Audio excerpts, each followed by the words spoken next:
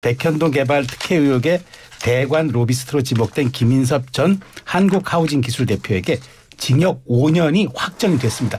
어떤 내용인지 강 변호사 좀 설명해 주시죠. 네, 일단은 김인섭 씨 같은 경우에는 이재명 대표가 성남시장에 도전하기 전부터 네. 친하게 지냈던 사람으로 알려져 있는데요. 한 2005년 정도부터 시민운동을 하면서 친분이 있었다라고 해요. 그래서 2006년에 성남시장 선거를 출마를 했다가 떨어졌었는데 그때 선대위원장을 김인섭 씨가 하기도 했고 또 2014년에는 선거사무소를 개설을 할 때 그 임대차 계약, 선거 캠프 임대차 계약을 했던 게 김인섭 씨였거든요. 네. 근데 이제 김인섭 씨가 이재명 대표가 당시에 이제 성남시장으로 되고서는 그 권한 안에서 했었던 것 중에 지금 최근에도 공직선거법 사건이랑도 연결이 되어 있는데요. 백현동 개발이 있었어요. 네네. 근데 백현동 개발을 하는 개발업자가 정바울이라는 사람인데 용도 변경을 하는 과정에 있어서 성남시로부터 계속적으로 허가가 나오지 않는 것이죠. 그때 로비스트로서 네. 김인섭 씨를 이제 채용을 하게 되는 것입니다. 김인섭 씨가 들어오자마자 지금 성남시에서는 용도 변경이 안 되다가 자연녹지에서 준주거 지역으로 사종 상향이 돼요. 네. 그래서 이 부분에 있어서 그 당시에 좀 문제가 됐단 말이죠. 그러니까 이재명 대표가 최근에 공직선거법 사건에서 문제가 됐던 게 백현동의 용도 변경이 그렇죠. 네. 박근혜 정부의 국토부로부터 협박을 받았기 때문에 용도 변경된 것입니다라고 네. 이야기했던 게 바로 이 부분이 지적됐기 네. 때문이에요. 주위에 어떠한 측근이 이 로비스트로서 들어왔기 때문에 용도 변경이 된 거 아니냐라는 네. 질문이 들어오니까 그게 아니라 나의 주위 사람의 문제가 아니라 그냥 박근혜 정부로부터의 압박이 있었던 것입니다라고 이야기를 했는데 그게 이제 유죄로 인정이 되어버렸잖아요. 같은 맥락입니다. 그래서 이 사람이 지금 징역 5년에 추징금 63억 원을 받고 이미 법정 구속이 되어 있는 상황이었어요. 근데 이 사람이 그동안에 백현동의 개발 과정에 있어서의 어떤 관계가 그동안에 1심과 2심 판결문에도 다 들어가 있는데 정진상이라는 사람이 이재명 대표가 측근이라고 이야기했던 네. 사람 있잖아요. 이 사람이 그때 어공으로서 성남시의 정책비서관으로 들어가 있는데 판결문 안에 성남시 도시계획팀장을 불러서 정진상이 이 김인섭의 사건에 대해 잘 챙겨줘라. 이런 네. 얘기를 하고 이 김인섭의 판결문에 이재명이 11번 언급이 됩니다. 그리고 김인섭, 이재명, 정진상이 특수관계라는 것을 성남시 공무원들이 다 안다. 네. 이런 얘기들이 들어간 거예요. 네. 그래서 지난번 공직선거법 사건에 있어서도 판결문에 결국에는 백현동의 용도 변경에 있어서는 이게 박근혜 정부로부터의 협박이 아니라 성남시장인 본인이 다 이게 보고서는 그 용도 변경을 해준 것이다라고 판결문에 네. 들어가 있잖아요. 결국 그 유죄 판단이 된 것도 있고 백현동 사건이 배임으로써 이재명 대표가 또 기소가 되어 있는 사건이 그렇죠. 있습니다. 네. 근데 이 사건은 대장동 그리고 성남FC 사건과 세 개가 같이 병합이 되어 있어서 아직 백현동 사건은 심리조차 시작을 못한 상황이에요. 근데 여기에 있어서도 배임으로서 이재명 대표가 당시에 성남시장으로서 최종 결재권자로서 여기에 대한 책임을 질 가능성이 조금 더 높아졌다라고 네. 보이는 거죠. 네, 이재명 대표 입장에서는 그야말로 첩첩산중일 텐데요. 일단 다 아시는 것처럼 공직선거법 사건 1심에서 징역형, 위증교사 1심에서 각각 무죄가 나왔습니다. 만약에 이게 이제 항소심과 최종심에서 공직선거법 징역형이 그대로 확정이 되면은 피선거권이 제한되니까 다음 대선에 출마할 수 없는 거잖아요. 그렇죠. 네. 왜냐하면 만약에 1심 판결이 이제 2개가 나왔는데 네. 이게 그대로 항소심 대법원까지 그대로 인정이 된다라고 하면 말씀 주신 대로 무죄가 나온 거는 이제 문제가 되지 않고 공직선거법 위반이라는 건 이제 선거법 위반 사범 같은 경우에는 100만 원을 기준으로 하잖아요. 그래서 네. 막 직위 박탈되는 게 100만 원 기준이기도 하고 그리고 지금은 실형의 집행유예 형이 나왔기 때문에 1년에 2년이 나왔기 때문에 이게 선거법상 피선거권이 박탈되는 기한이 이제 10년으로 되어 있습니다. 네. 그러면 이제 피선거권이라는 건 이제 출마를 할 수 있는 그런 데 있어서의 좀 제약이 있다라는 것이어서 그래서 민주당으로서는 특히 공직선거법 항소심에서 반드시 뒤집어야 되는 숙제가 있는 거죠. 이게 대선 주자의 문제도 있지만 또 계속 나오듯이 434억 원의 선거비용 보전과도 이게 맞물려 있는 부분이 있어서 아마 이 부분에 있어서는 정말 사력을 다해 법적으로 다툴 수밖에 없는 이런 상황으로 지금 보입니다. 김인섭의 판결은 앞서 말씀드린 것처럼 백현동 사건과 관련해서 이재명 대표가 그 성남도시개발공사에는 200억 원의 이제 손해를 끼치고 네. 그리고 민간업자한테는 1,356억 원의 이익을 몰아준 것이다라는 것으로 기소는 되어 있지만 이게 판결이 언제 나올지 몰라요. 그러니까요. 대장동이랑 이슈가 진행 안 됐잖아요. 성남FC 그리고 백현동까지 하나하나가 굉장히 복잡한 사건이 세 개가 병합이 되어 있다 보니까 이거는 뭐 실상 뭐 1심 판결이 언제 나올지도 모르는 상황에서 대법원까지 가는 것은 다음번 대선 전에 나올 수 있을까 법조계에서 그 약간 정도로? 의문입니다. 네, 아. 그 정도로 복잡한 사건이 되는데 네네. 지금 공직선거법에도 요 백현동 사건이 들어가 있고 네. 김인섭의 오늘 대법원 판결이 좀 불리하게 작용될 것이다 말씀드렸잖아요. 근데 공직선거법은 원래 1심이 6개월, 항소심 대법원이 3개월씩 안에 끝나야 되는데 지금 1심이 그 너무 2년이 넘게 걸렸단 말이죠.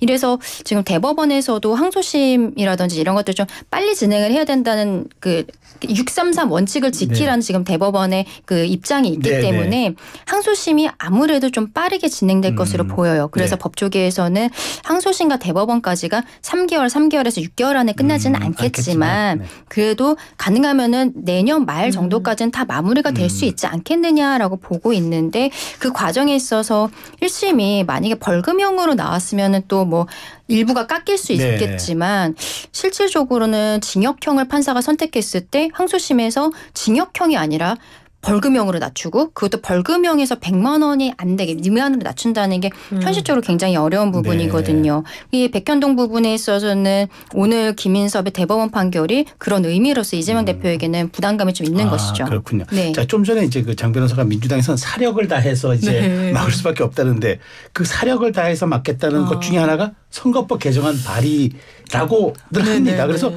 민주당은 뭐 어떤 내용을 그럼 개정하겠다는 거죠? 일단 이제 선거법에 대해서 이게 이제 민주당 당론은 아니고 이제 판사 출신 한 의원이 네네. 그러니까 박희승 의원이 이 공직선거법을 좀 손질할 필요가 있다라는 문제의식을 갖고 있는 것 같아요. 네. 그래서 일단 이제 허위사실 공표죄를 이제 뭐 삭제하는 방안 또 하나는 이게 당선 무효형이 지금 이제 100만 원으로 돼 있는데 그렇죠. 이게 타 범죄와 비교해 보면 이제 100만 원 벌금이면 상당히 어떻게 보면 뭐 초범이거나 네. 좀 비난 가능성이 비교적 낮을 때 이제 100만 원을 선고해요. 네. 그리고 더 이게 높아지는 추세예요. 네. 네. 그런데 선거법은 100만 원에 딱 있다 보니까 아. 제가 이제 법원에 계신 판사님들이랑 이야기를 하더라도 네. 이를테면 300만 원이라고 하는데 이거는 그냥 일반 범죄 300만 원 벌금형과는 너무 다른 의미가 거예요. 다르죠. 네, 네. 왜냐하면 네. 막 도지사직에서 날아가고 구청장직에서 그렇죠. 날아가고 어마어마하죠. 이러니까 네. 그러니까 100만 원을 딱 기준으로 법원도 생각할 수밖에 없다는 거예요. 그러니까 네. 그게 과연 합당한가라는 이제 문제의식이 있어서 이걸 상향 조정하자 한 뭐 1,000만 원이나 이렇게라고 하는 건데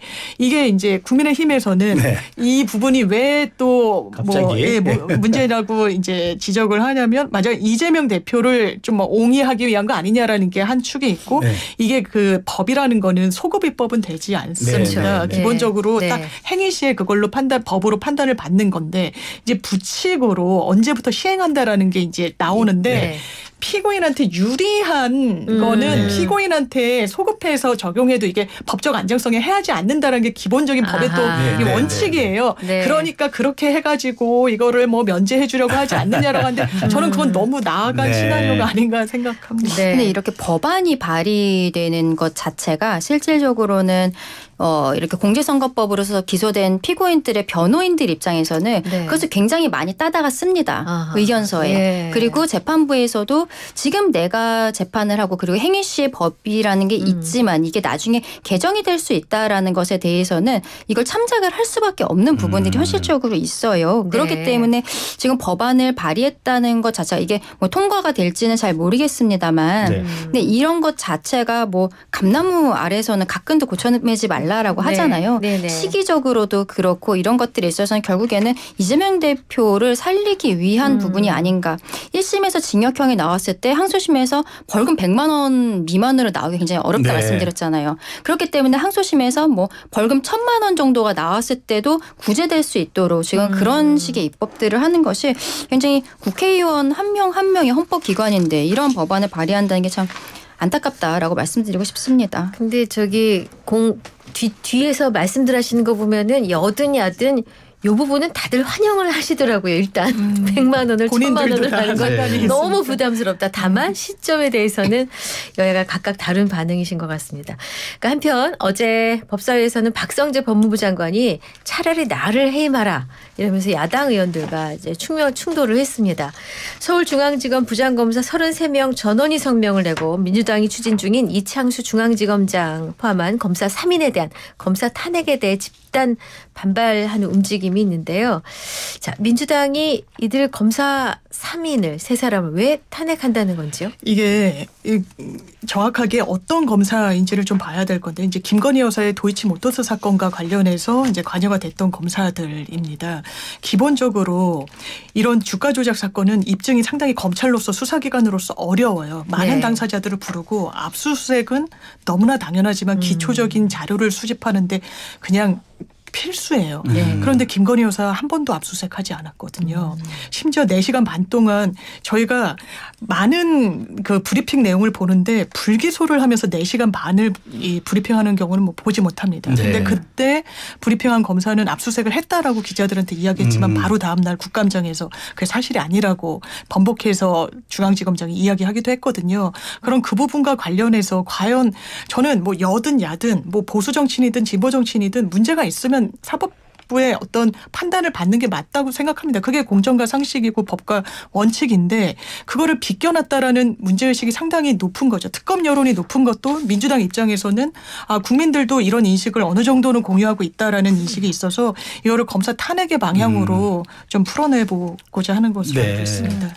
지금 뭐 민주당에서 탄핵하겠다라는 게 이창수 서울중앙지검장, 조상원 4차장, 최재현 반부패 2부장 이렇게 되는데 지금 이게 탄핵이라는 것이 소추하는 것이 뭐 국회의 권한이기는 합니다만 그 명백하게 헌법과 법률에 대한 위반이 있어야 돼 이게 네. 탄핵에 인용이 되는 것이거든요. 근데 탄핵 소추안을 발의하고 이제 국회에서 아마도 단독으로 의결을 했을 때 헌법재판소에 가 있는 동안에 직무가 정지가 되는 거잖아요. 지금 네. 이진수 방통위원장도 마찬가지고 그렇죠. 네. 그 전에도 방통위원장들에 대한 뭐 탄핵소추 이런 움직임이 있어서 네. 그 직전에 뭐 사퇴를 한다든지 이런 일들이 있지 않았습니까?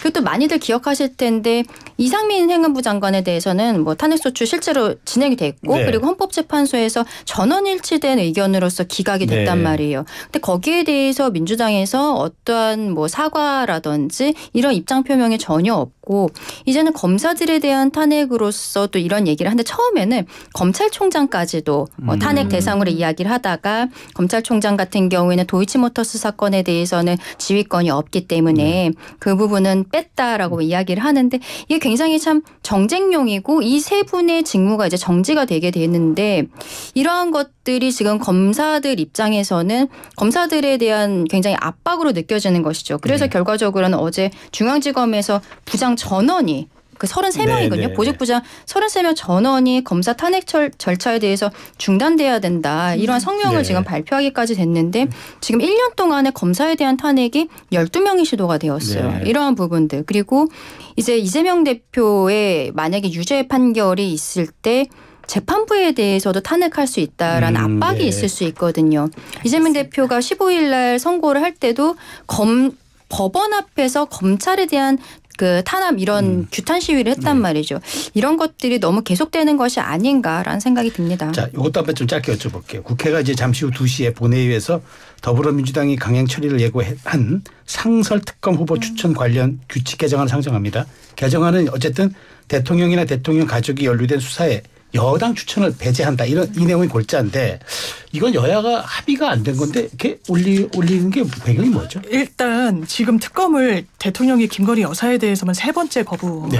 행사권 하고 계시죠. 그러면 거부권 행사 국면이 계속되고 있는 거는 대단히 소모적인 거예요. 네. 국민들한테도 좋지 않습니다. 그러면 상설특검 제도는 대통령이 거부권 행사를 할 수 없어요. 네, 그렇죠. 그리고 너무나 상식적이게도 이를테면 박근혜 전 대통령 때도 윤석열 당시 검사가 수사했는데 그때 야당 단독으로 추천했습니다. 특검이요. 네. 그럼 상설특검도 이게 당사자잖아요. 대통령 배우자, 대통령의 가족. 그러면 여권에서 추천하는 게 과연 맞냐라는 문제의식이 이 상설특검법의 개정안에 네. 들어가 있는 것으로 보입니다. 네. 결국에는 그 대통령의 남은 2년 반 임기 동안 계속적으로 상설특검을 하겠다는 것이죠. 그래서 김건희 여사에 대한 뭐 의혹들을 지금 특검 법안으로는 2가지만 올리고 나머지 부분들은 그 상설특검으로서 하겠다는 거 아니겠습니까? 네. 이거를 잘라서 조금씩 계속하겠다. 그리고 그 과정에 있어서의 특검을 추천하는 것에 있어서는 여당은 아무것도 할 수 없게 야당의 입맛에 맞게 계속적으로 진행을 하겠다는 것인데 이게 되게 안타까운 것은 지금 법규상으로는 여당에서 막을 수 있는 방법이 없다는 것. 다만 여기에 대해서는 국민들께서 보시고 심판하실 것이라 생각합니다. 알겠습니다. 네. 자, 시사 맛집 장강 매주 목요일에 옵니다. 장윤미 변호사, 강전의 변호사와 함께했습니다. 수고하셨습니다. 잘 들었습니다. 감사합니다.